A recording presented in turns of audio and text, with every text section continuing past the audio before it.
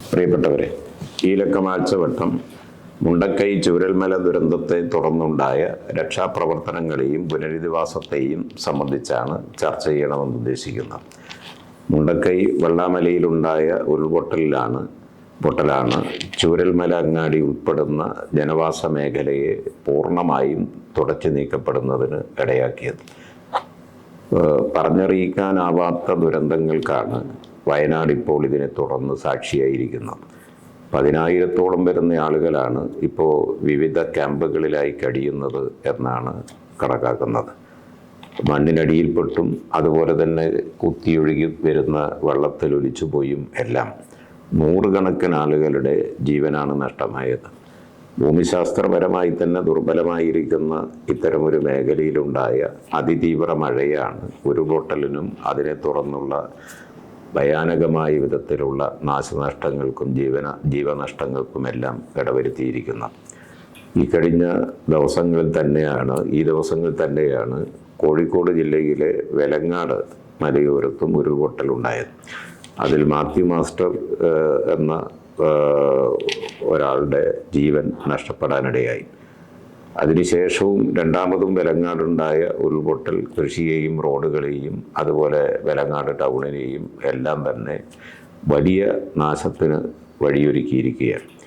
ഗുരുതരമായ ആഘാതമാണ് ഇതെല്ലാം ഉണ്ടാക്കിയിരിക്കുന്നത്. വയനാട്ടിലും നിലങ്ങാടിലും എല്ലാം ഉരുൾപൊട്ടലിൽ ജീവൻ നഷ്ടപ്പെടേണ്ടി വന്ന നമ്മുടെ പ്രിയപ്പെട്ട സഹോദരങ്ങളുടെ വേർപാടിൽ അഗാധമായ ദുഃഖം രേഖപ്പെടുത്തുകയാണ്. വയനാട്ടിലെ ദുരന്തം കണക്കാക്കാനാവാത്ത നഷ്ടമാണ് നാടിനുണ്ടാക്കിയത്. അതിൻ്റെ ആഘാതം ഇനിയും എത്രയാണെന്ന് തിട്ടപ്പെടുത്താൻ ഇതുവരെ കഴിഞ്ഞിട്ടില്ല. ഇപ്പോൾ വാക്കുകൾ കൊണ്ടൊന്നും വിവരിക്കാനാവാത്ത അത്രയും വലിയ വേദനയും ദുഃഖവുമാണ് നമ്മുടെ നാട് ഇതിനെ തുടർന്ന് അനുഭവിച്ചു കൊണ്ടിരിക്കുന്നത് എന്നതാണ് വസ്തുത. കേരളത്തിൽ ഇന്നുവരെ ഉണ്ടാകാത്ത വിധത്തിലുള്ള പ്രകൃതി ദുരന്തമാണ് വയനാട്ടിൽ ഇപ്പോൾ സംഭവിച്ചിരിക്കുന്നത്. കഴിഞ്ഞ ചൊവ്വാഴ്ച പുലർച്ചെ ഉണ്ടായ വൻ ദുരന്തം എല്ലാവരെയും ദുഃഖത്തിലാഴ്ത്തിയിരിക്കുകയാണ്. വീട്ടിൽ കിടന്നുറങ്ങിയവർ ഒരിക്കലും ഉണരാത്ത വിധത്തിൽ മണ്ണിൽ അകപ്പെട്ടു പോയ അനുഭവമാണ് ഉണ്ടായത്. അതുപോലെ തന്നെ ഈ ജീവിതത്തിൽ നിന്ന് പൂർണ്ണമായി പിഴുതെറിയപ്പെട്ട ആ മനുഷ്യരുടെ ദുരന്തം അവരുടെ ഉറ്റവരുടെയും നാട്ടുകാരെയും ഒന്നും മാത്രമല്ല, ലോകത്തെമ്പാടുമുള്ള മനുഷ്യസ്നേഹികളെയാകെ ദുഃഖത്തിലാഴ്ത്തിയിരിക്കുകയാണ്. വലിയ നാശനഷ്ടങ്ങൾ ഉണ്ടാക്കിയ സമീപകാലത്ത് ഉണ്ടായ ഓഖിയും അതുപോലെ പ്രളയവും പോലുള്ള അനേകം ദുരന്തങ്ങളെ ഒരുപാട് ഘട്ടങ്ങളിലായി അഭിമുഖീകരിക്കേണ്ടി വന്നവരാണ് കേരളത്തിലെ ജനങ്ങൾ. ഇത്രയേറെ മനുഷ്യജീവൻ ഒന്നായി പൊലിഞ്ഞുപോയ ഒരു അവസ്ഥ നമുക്ക് നേരിടേണ്ടി വന്നിട്ടില്ല.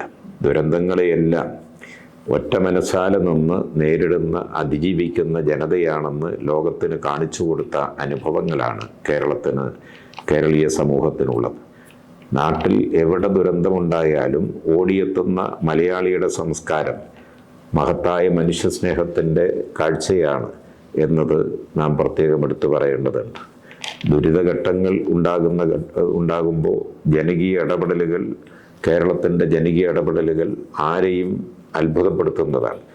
നവോത്ഥാന മുന്നേറ്റങ്ങളുടെയും അതുപോലെ തന്നെ നാടിൻ്റെ ദേശീയ പ്രസ്ഥാനത്തിൻ്റെയും അതിനെ തുടർന്ന് തൊഴിലാളി കർഷക പ്രസ്ഥാനങ്ങളുടെയും എല്ലാം ത്യാഗനിർഭരമായ പ്രവർത്തനങ്ങളിലൂടെ രൂപപ്പെട്ടു വന്നതാണ് ഇത്തരമൊരു സംസ്കാരം. കേരളത്തിന് ഇന്ന് ഉയർത്തിപ്പിടിക്കാൻ കഴിയുന്ന ഈ അഭിമാനകരമായ സാഹചര്യം എന്നത് നാം ഓർക്കേണ്ടതുണ്ട്. നമ്മുടെ കേരളത്തിലെ ഭരണ സംവിധാനങ്ങളെ രൂപപ്പെടുത്തിയെടുക്കുന്നതിലും ഇത്തരം സാമൂഹ്യ മുന്നേറ്റത്തിന് വലിയ പങ്കാണുള്ളത്. വയനാടിൻ്റെ ദുരന്ത മേഖലകളിൽ വളരെ പെട്ടെന്ന് തന്നെ വൈദ്യുതി ബന്ധം പുനഃസ്ഥാപിച്ചതും അതുപോലുള്ളതെല്ലാം ഇത്തരമൊരു ഇടപെടലിൻ്റെയും അതുപോലെ ഇത്തരമൊരു സാഹചര്യത്തിൻ്റെയും ഉദാഹരണമാണ്. നിപ്പയും അതുപോലെ കോവിഡും എല്ലാം വന്ന ഘട്ടത്തിൽ ലോകത്തിന് തന്നെ മാതൃകയായ കേരളത്തിൻ്റെ ആരോഗ്യ സംവിധാനം ഇന്ന് ഏറ്റവും ഫലപ്രദമായി ഈ മേഖലയിൽ ഇടപെടുന്ന നിലയുണ്ടായി. ഇത്തരം ദുരന്തഘട്ടത്തിലും എല്ലാം നമ്മൾ അത് ഓരോ സന്ദർഭത്തിലും കേരളീയ സമൂഹം അത് തുടരുകയാണ്. ജനങ്ങളെ ഭിന്നിപ്പിച്ച് നിർത്തുകയല്ല, അവരെ ഒന്നിച്ച് ചേർത്ത് നിർത്തി അവർക്ക് കരുത്തും ആവേശവുമെല്ലാം ആശ്വാസവുമെല്ലാം നൽകുകയാണ് ഒരു ഭരണ സംവിധാനത്തിൻ്റെ ഏറ്റവും പ്രധാനപ്പെട്ട ഉത്തരവാദിത്വം എന്നത് എല്ലാവർക്കും ബോധ്യമുള്ളതാണ്. അതിന് നേതൃത്വപരമായ പങ്ക് ഏറ്റെടുക്കുക എന്നതാണ് ഭരണാധികാരികളുടെ ചുമതല. ഇക്കാര്യത്തിൽ സംസ്ഥാന മുഖ്യമന്ത്രി പിണറായിയുടെ നേതൃശേഷി കേരളം പല ഘട്ടങ്ങളിൽ മനസ്സിലാക്കിയിട്ടുള്ളതാണ്, അനുഭവിച്ചറിഞ്ഞിട്ടുള്ളതാണ്.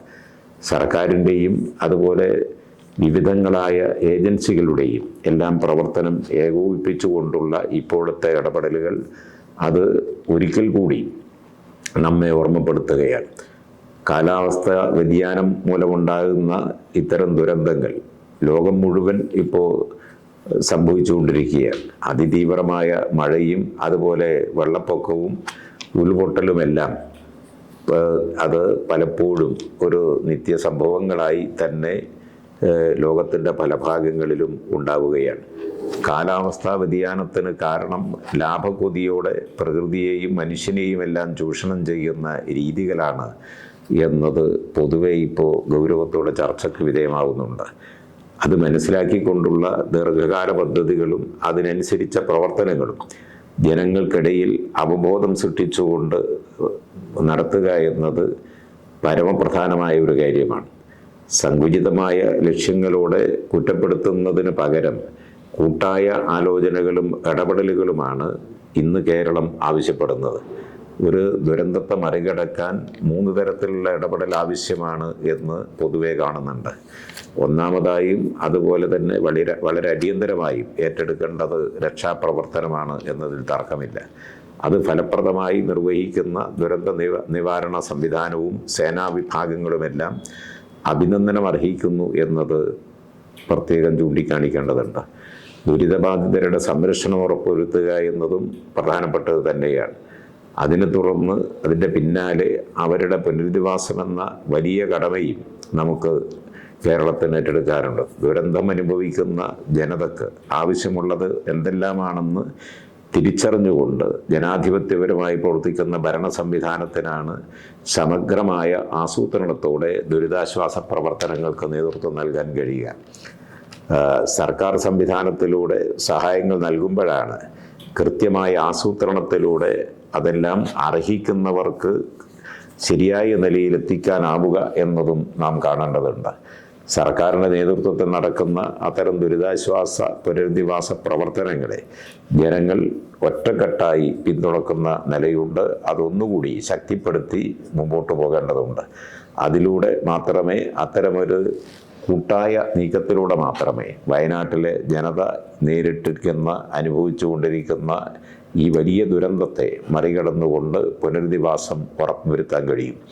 ദുരന്തങ്ങളിലെല്ലാം മറന്ന് ഒന്നിക്കുന്ന സംസ്കാരത്തിൻ്റെ ഒരു കരുത്ത് അത് വേറെ തന്നെയാണ്. പ്രതിസന്ധികൾ നേരിടുന്നതിന് കേരള ജനതയെ പ്രാപ്തമാക്കുന്നത് അതൊരു ഒരുമയും കൂട്ടായ്മയുമാണ് എന്ന കാര്യത്തിൽ തർക്കമില്ല. അത്തരമൊരു ഐക്യവും സ്നേഹവും കൈവെടിയാതെ മുന്നോട്ട് പോകാനാകണം എന്നത് നമുക്ക് പ്രത്യേകം ഓർമ്മിക്കേണ്ടതുണ്ട്.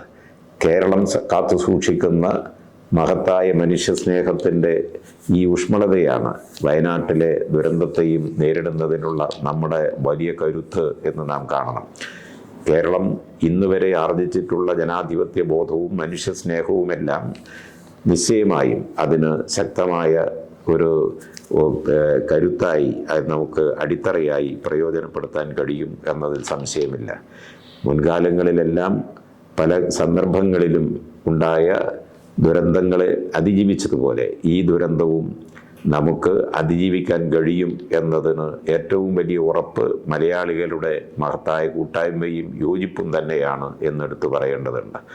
അത് കാത്തു സൂക്ഷിക്കാൻ കഴിയുന്ന വിധം ഇടപെടുക എന്നതാണ് മാധ്യമങ്ങളും അതുപോലെ സമൂഹത്തിലെ മറ്റെല്ലാ സംവിധാനങ്ങളും ഇന്ന് നിർവഹിക്കേണ്ട ഉത്തരവാദിത്വം എന്നുകൂടി നാം കാണേണ്ടതുണ്ട്. മുഖ്യമന്ത്രി രക്ഷാപ്രവർത്തനങ്ങൾ ഇപ്പോൾ സൂചിപ്പിച്ചിരിക്കുന്നത് രക്ഷാപ്രവർത്തനങ്ങൾ അവസാനിക്കുന്നതോടെ ശാസ്ത്രീയവും സമഗ്രവുമായ നിലയിൽ പുനരധിവാസ നടപടികളിലേക്ക് നീങ്ങും എന്നാണ്. വാസയോഗ്യമായ സ്ഥലം പ്രത്യേകം കണ്ടെത്തി ദുരന്തഭൂമിയിൽ അവശേഷിക്കുന്ന എല്ലാവരെയും അധിവസിപ്പിക്കുന്നതിനാവശ്യമായ ഒരു ടൗൺഷിപ്പ് തന്നെ ഉണ്ടാക്കണമെന്നാണ് ഇപ്പോൾ മുഖ്യമന്ത്രി പരസ്യമായിട്ട് തന്നെ സൂചിപ്പിച്ചിരിക്കുന്നത്. കൃത്യമായ ആസൂത്രണം, അതുപോലെ വിഭവങ്ങൾ കണ്ടെത്തുക, ഇതിൻ്റെയൊക്കെ അടിസ്ഥാനത്തിൽ ദുരന്തബാധിതരായ ജനങ്ങളെ പുനരധിവസിപ്പിക്കുന്നതിന് സാധിക്കും എന്ന് തന്നെയാണ് നാം പ്രത്യാശിക്കുന്നത്. അതിനാവശ്യമായ വിദഗ്ധരുടെ അഭിപ്രായങ്ങൾ, വ്യത്യസ്ത സാമൂഹ്യ രാഷ്ട്രീയ നേതൃത്വങ്ങളുടെ നിർദ്ദേശങ്ങൾ, അഭിപ്രായങ്ങൾ എല്ലാം സ്വാംശീകരിച്ചുകൊണ്ടുള്ള പുനരധിവാസ പദ്ധതിക്ക് രൂപം കൊടുക്കാനാണ് സർക്കാർ ശ്രമിക്കുക എന്ന് മുഖ്യമന്ത്രി തന്നെ വ്യക്തമാക്കിയിട്ടുണ്ട്. അത്തരമൊരു വലിയ ഉത്തരവാദിത്വം, ചുമതല നിർവഹിക്കുന്നതിന് സർക്കാരിന് എല്ലാവിധ പിന്തുണയും നൽകേണ്ടതുണ്ട്. മുഖ്യമന്ത്രിയുടെ ദുരിതാശ്വാസ നിധിയിലേക്ക് വലിയ അളവിൽ ജനസാമാന്യമാകെ തങ്ങളുടെ കഴിവിനനുസരിച്ച് ഓരോരുത്തരും സംഭാവനകൾ എത്തിച്ചുകൊണ്ടിരിക്കുകയാണ്. അത് കൂടുതൽ വിപുലപ്പെടുത്താനാവണം. കൂടുതൽ നല്ല നിലയിൽ അതിന് പിന്തുണ നൽകുന്നതിന് കഴിയണം. ദുരന്തങ്ങളിൽ പെട്ടുപോയവരെ ഒരിക്കലും അവർ നിരാലംബരാവില്ല ഒന്ന് ഉറപ്പുവരുത്താൻ കഴിയണം. അതിന് സഹായകരമാകുന്ന വിധത്തിൽ, ഉറപ്പുവരുത്താനാകുന്ന വിധത്തിൽ എല്ലാ വിഭാഗം ജനങ്ങളും തങ്ങളാൽ കഴിയുന്ന എല്ലാവിധ സഹായങ്ങളും പുനരധിവാസ പ്രവർത്തനങ്ങൾക്കായി നൽകണം, സർക്കാരിന് പിന്തുണ നൽകണം എന്നുള്ളതാണ് ഇതിനോട് കൂട്ടിച്ചേർത്ത് അഭ്യർത്ഥിക്കാനുള്ളത്.